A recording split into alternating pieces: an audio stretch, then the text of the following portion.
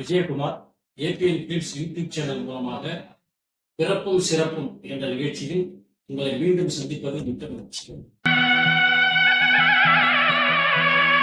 இன்றைய பிறப்பும் சிறப்பும் நிகழ்ச்சியில நாம பார்க்க போகிற திரைப்பட பிரபலம் யாருன்னு பார்த்தீங்கன்னாக்கா, திரைப்பட தயாரிப்பாளர், நடிகர், இயக்குனர் என்று பன்முகத்தன்மை கொண்ட திரு டி.ஆர். சுந்தரம் அவர்கள். டி.ஆர். சுந்தரம் அப்படின்ற பேரை நீங்க கேட்கும் போதே நீங்கள் தெரிந்து கொள்ள வேண்டிய முக்கியமான விஷயம் என்னன்னு பார்த்தீங்கன்னாக்கா, தமிழ் சினிமாவை முதலாக ரசிகர்களிடம் கொண்டு போய் சேர்த்த இங்க சிறந்த இயக்குனர், தயாரிப்பாளர். அதாவது பேசும் படமான காளிதாஸ் என்ற படத்தை முதலாக தயாரித்து தமிழ் மக்களுக்கு வழங்கியவர் தான் இந்த டி.ஆர். சுந்தரம் அவர்கள். இது 1907ஆம் வருடம் ஜூலை மாதம் 16ஆம் தேதி சேலம் மாவட்டம் திருச்செங்கோட்டிலே ராமலிங்க முதலியார் என்கின்ற பெரும் செல்வந்தருக்கு மகனாக பிறந்தார். இவர் ஜவுளித்துறையில பொறியியல் பட்டம் பெற்றவர் தான். இங்கிலாந்தில் படித்தார், பொறியியல் பட்டம் பெற்றார். வெளிநாட்டிலிருந்து வந்தவுடனே தன் தந்தையின் தொழிலால் ஜவுளி தொழிலையே செய்து கொண்டிருந்தார். அதுக்கப்புறம் இவருக்கு சினிமாவில் ஏதாவது செய்யணும், சினிமாவை பற்றி அப்பதான் ஆரம்பிக்கிறாங்க எல்லாரும். வெளிநாட்டில் இருக்கிறவங்க தான் மற்ற மொழிகள் படத்தை பற்றி சினிமாங்கிற ஒரு விஷயத்தை கொண்டு வராங்க. இதை கேள்விப்பட்ட உடனே இவர் என்ன பண்றாரு, இந்த துறையை முதலாக தமிழகத்துக்கு நான் கொண்டு வருவோம் என்று முடிவெடுத்து இவர் அந்த சினிமா துறையில வர்றாரு.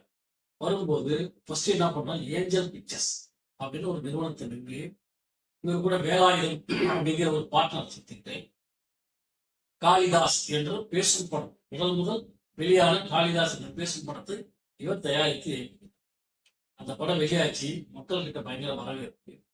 பல புரிஞ்சுக்கிட்டாரு, சினிமா துறையில வந்தோம்னா படத்தோட பேரும் புகழும் அதிகமாக கிடைக்கும், நம்மை அனைவருக்கும் தெரிய ஆரம்பிக்கும் என்று உணர்ந்து கொண்டவர் தொடர்ந்து படங்களை இயக்க தொடங்கினார், தயாரிக்க.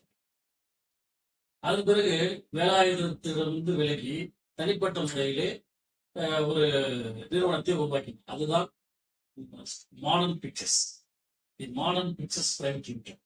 இந்த நிறுவனத்தை உருவாக்கி முதலாக சதி அகல்யா என்ற ஒரு படத்தை தயாரித்து வெளியிட்டார். அதுக்கப்புறம் அவர் பாலன் அப்படின்னு சொல்லக்கூடிய ஒரு மலையாள படத்தை தயாரித்து, அப்புறம் எம்.ஜி. ராமச்சந்திரனை வைத்து மந்திரி குமாரி என்ற ஒரு படத்தை தயாரித்து வெளியிட்டார். எம்ஜிஆரை கதாநாயகனாக முதலில் உருவாக்கியவர் தான். அந்த படம் பெரும் வெற்றியை இருந்தது. அதன் பிறகு எம்ஜிஆரை வச்சு சர்வாதிகாரி என்ற ஒரு படத்தையும் எடுத்தார். அதன் பிறகு முதல் பேசும் படம் எடுத்ததும் டி.ஆர். சுந்தரம் அவர்கள் தான். முதல் பிரம்மாண்ட படமான சந்திரலேகாவை எடுத்ததும் டி.ஆர். சுந்தரம் அவர்கள் தான். அதன் பிறகு முதலாக ஒரு கலர் படம் கோவா கலரில் எடுத்த அலிபாபாவும் 42 என்ற படத்தை எடுத்ததும் டி.ஆர். சுந்தரம் அவர்கள் தான். இப்படி தமிழ் சினிமாவுக்கு அனைத்தையும் முதன்மையாக கொடுத்தவர் டி.ஆர். சுந்தரம். அது மட்டும் இல்லாம அதுக்கப்புறம் காலப்போக்கில் பாத்தீங்கன்னாக்கா, ஆங்கில படங்களுக்கு நிகராக ஜேம்ஸ் பாண்ட் படங்களை உருவாக்கினார். வல்லவன் ஒருவன் அப்படிங்கிற ஒரு படம் ஜெய்சங்கர் வச்சு எடுக்க ஆரம்பிச்சாரு. அதுல இருந்து ஜெய்சங்கர் தன்னுடைய படங்கள்ல இந்த மாதிரி ஜேம்ஸ் பாண்ட் படங்களா எடுக்க ஆரம்பிச்சார் அவர் வச்சு. இப்படி தமிழ் சினிமாவை மிகவும் நேசித்து இந்த தமிழ் சினிமாவை ரசிகர்களை ரசிக்க வைக்க என்னென்ன செய்ய வேண்டுமோ அனைத்தையும் செய்தவர் தான் திரு டி.ஆர். சுந்தரம். அவர் எடுத்த அனைத்து படங்களுமே பிரம்மாண்டமான படம்.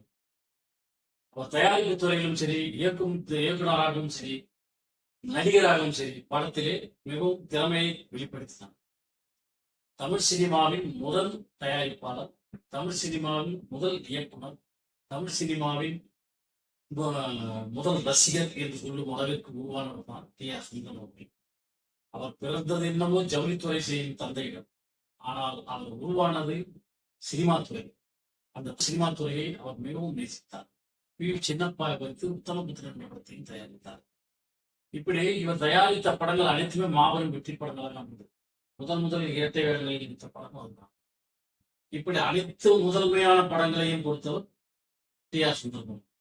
மாடர்ன் தியேட்டர்ஸ் மூலமாக அவர் எடுத்த படங்கள் அனைத்துமே மிக பெரும் வெற்றி படங்களாக அமைந்தது.